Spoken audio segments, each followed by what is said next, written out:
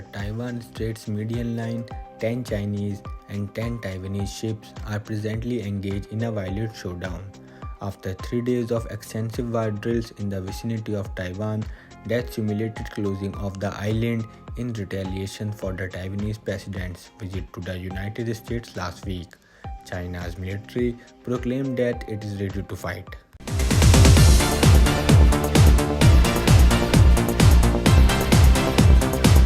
It is safe to say that this is the closest China has ever gone to starting an actual invasion of Taiwan. A total of 200 Chinese planes circled the island and hovered directly over the Taiwan Strait middle line. Beijing is upset with the United States, which is why all of this occurring. To be honest, the situation has become so serious that recently China belittled the shield of Taiwan. In an act of intimidation, the United States sent a naval destroyer into Beijing claimed territories. Now we will discuss what the US did to enrage Jinping and the reasons China is reluctant to strike Taiwan. So let's begin. Now, as many of you probably know, the history of China and Taiwan is extensive and convoluted. Let's start with what the Chinese Communist Party CCP was upset with. So last week, Taiwan's president chose to travel to its diplomatic allies Guatemala and Honduras, citing Tsai Ing-wen. She made the decision to meet with Kevin McCarthy, the Speaker of the US House, during a brief stopover in the US on the way home from this trip. Currently, China antagonism is only motivated by this meeting. Beijing was furious over the meeting and labeled it a provocation while threatening vengeance. A Chinese courier group was spotted entering Taiwanese water before Ing-wen arrived, according to Taiwan's defense ministry. Tsai Ing-wen and McCarthy met with the US anyhow despite their warning to Beijing not to use their routine visit as a cover for unfriendly activities. Indeed, this does not prohibit them. Beijing declares Taiwan to be a province of China, hasn't ruled out of using force to seize it, and has labeled President Win and her administration as rebels. Taiwan, a self-governing democracy, is already a sovereign nation. According to Tsai Ing-wen, and its citizens will determine its course for the future. The Chinese military responded to this gathering by announcing the beginning of a 3-day combat readiness patrol as a warning to Taiwanese who wish to formally declare the island de facto independence. Those connected to Tsai Ing-wen's journey to the US were also subject to a travel ban and financial sanction by the CCP. Taiwan reported more than 200 flights by Chinese aeroplanes over the course of the last 3 days as part of the PLA's 3-day military display of its air power. The exercises replicate the combined shutting of a Taiwan as well as waves of simulated strikes at key targets on the island, according to Chinese state broadcaster CCTV, which cited the People's Liberation Army.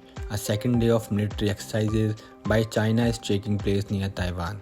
They made a show of force by directing 11 warships and a large number of aeroplanes toward Taiwan. Here is an instance of a Taiwanese ship alerting a Chinese ship.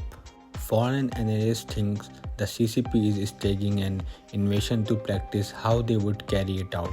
When Pelosi visited the island in August, they carried out analogous drill.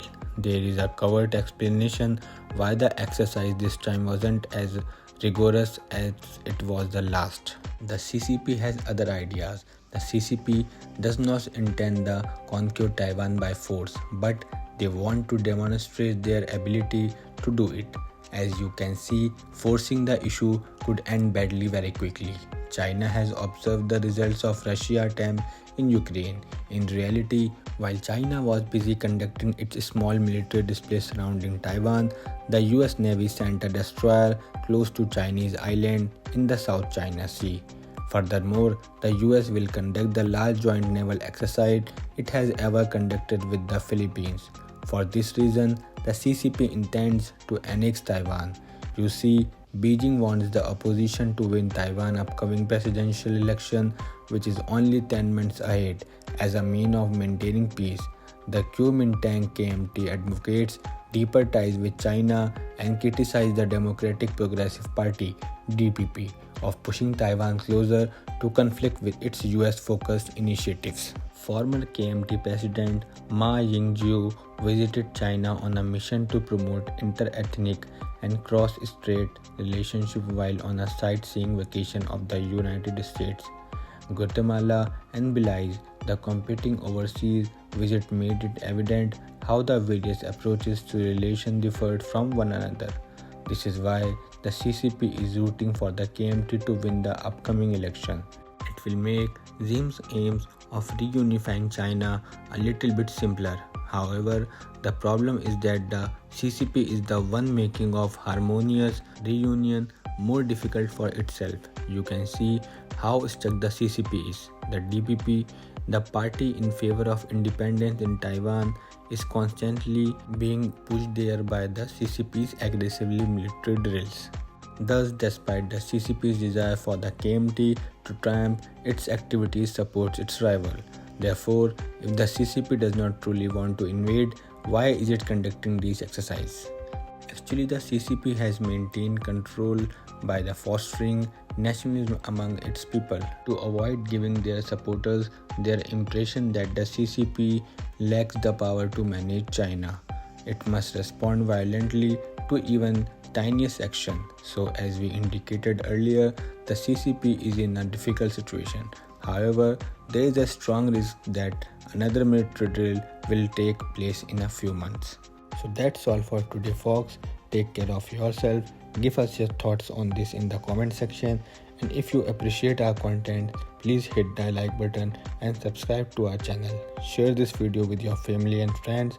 We will meet soon in a new video. Thank you. Jai Hind.